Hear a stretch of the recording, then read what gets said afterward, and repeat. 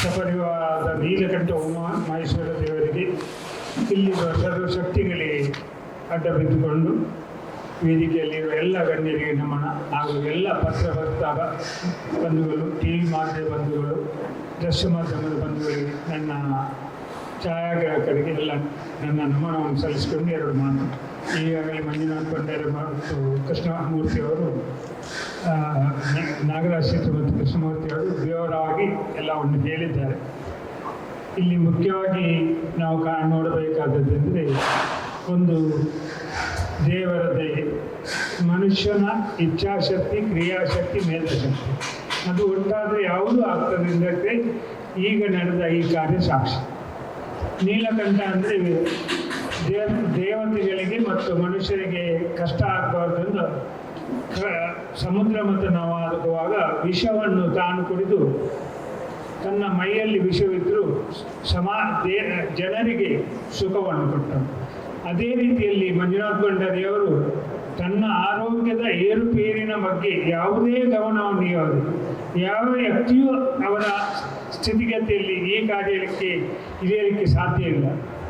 ಅವರು ನೀಲಕಂಠನಂತೆ ಮಂಜುನಾಥ ಅವರ ಒಳಗೆ ಇದ್ದಾರೆ, ನೀಲಕಂಠ ಅವರೇ ಅಂತ ಭಾವಿಸಿಕೊಂಡು ನನ್ನಿಂದ ಆಗ್ತದೆ, ದೇವರು ನನ್ನೊಟ್ಟಿಗಿದ್ದಾರೆ, ಜನರು ನನ್ನೊಟ್ಟಿಗಿದ್ದಾರೆ, ದೈವಗಳು ನನ್ನೊಟ್ಟಿಗಿದ್ದಾರೆ, ಒಂದು ಆತ್ಮವಿಶ್ವಾಸದೊಂದಿಗೆ ಅವರು ಮುಂದೆ ಹೋಗಿ ಈ ದೊಡ್ಡ ಕೆಲಸಕ್ಕೆ ಕೈ ಹಾಕಿದ್ದಾರೆ. ಅವರು ಸಹಸ್ರಾರು ಬ್ರಹ್ಮಕಲಶಗಳಲ್ಲಿ ಬೇರೆ ಬೇರೆ ಥರದಲ್ಲಿ ಬೇರೆ ಬೇರೆ ಸಾಮಾಜಿಕ ಕಾರ್ಯಕ್ರಮದಲ್ಲಿ ಅವರನ್ನು ತೊಡಗಿಸಿಕೊಂಡ ಆ ಒಂದು ಸೌಭಾಗ್ಯ ಅವರದು.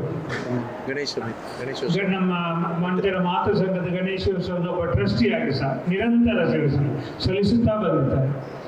ಅದನ್ನು ಜನರು ಮರೆಯಲಿಲ್ಲ. ಆದ ಕಾರಣ ಅವರ ಸತ್ಕಾರ್ಯಗಳ ಬೆಲೆಯಿಂದ ಯಾವುದು ಅಂತ ಅದರ ಒಂದು ಋಣವನ್ನು ತೀರಿಸಲಿಕ್ಕೆ ಹಲವಾರು ಮಂದಿ ಪ್ರಯತ್ನಿಸ್ತಾ ಇದ್ದಾರೆ. ಅದರ ಪರಿಣಾಮವಾಗಿ ಇಷ್ಟೆಲ್ಲ ದೊಡ್ಡ ಮಟ್ಟದ ಕಾರ್ಯ ಚಿಕ್ಕ ಸಮಯದಲ್ಲಿ ನಡೆದು ಹೋಯಿತು. ಅದಕ್ಕೆ ದೇವರ ಅನುಗ್ರಹ, ಅವರ ಇಚ್ಛಾಶಕ್ತಿ, ಅವರ ಭಕ್ತಿ, ಬಂಧುಗಳ ಸಹಾಯ, ಎಲ್ಲ ಊರ ಪರ ಊರ ಮಹನೀಯರ ಸಹಕಾರ ಅದು ಪ್ರಾಮುಖ್ಯವಾದದ್ದು. ಇನ್ನು ನಿಮ್ಮದು ಪಾತ್ರ ದೊಡ್ಡದು. ಇಲ್ಲಿ ಏನಾಗಿದೆ ಏನು ಅಂತ ಎಲ್ಲ ವಿಷಯಗಳ ಬಗ್ಗೆ ಎಲ್ಲ ಕಡೆ ಯಾವುದರ ಬಗ್ಗೆ ಗೊತ್ತಿರುವುದಿಲ್ಲ. ಈ ಬಗ್ಗೆ ಸರಿಯಾದ ಮಾಹಿತಿಯನ್ನು ಸಮಸ್ತ ಬಾಂಧವರಿಗೆ ತಿಳಿಸುವಂತೆ ಮಾಡಿ ಆದಷ್ಟು ಅವರ ಆಸೆ ಈಡೇರುವಂತೆ ಮಂಜುನಾಥ್ ಭಂಡಾರಿ 4 ಬ್ರಹ್ಮಕಲಶ ಮಾಡುವ ಭಾಗ್ಯ ಹೆಚ್ಚು ಮಂದಿಗೆ ಸಿಗುವುದಿಲ್ಲ. ಅಪರೂಪದಲ್ಲಿ ಒಂದು ವ್ಯಕ್ತಿ ಸಿಕ್ಕಿದೆ.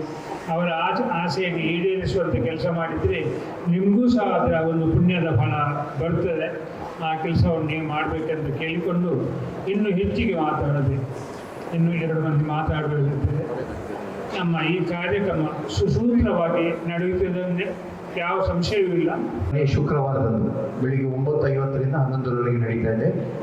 ಅದೇ ರೀತಿ ಬುಧವಾರ ದಿವಸ ರುದ್ರಯಾಗ ಇದೆ. ವಿಶೇಷವಾಗಿ ರುದ್ರಯಾಗ ನಡೆಯುವುದು ಬಹಳ ಕಡಿಮೆ ನಮ್ಮ ತುಳುನಾಡಿನಲ್ಲಿ. ರುದ್ರಯಾಗ ಇದೆ.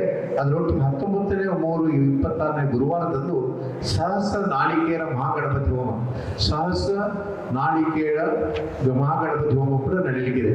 ಇದು ವಿಶೇಷ ಕಾರ್ಯಕ್ರಮಗಳು ತುಳುನಾಡಿನಲ್ಲಿ ಬಹಳ ಕಡಿಮೆ ನಡೀತಾ ಇದೆ. ನಮ್ಮ ಗಣೇಶೋತ್ಸವ, ಮಠ ಸಮಾಜ ಗಣೇಶೋತ್ಸವದಲ್ಲಿ ಇದು ಪ್ರತಿ ವರ್ಷ ನಡೀತಾ ಇರ್ತದೆ.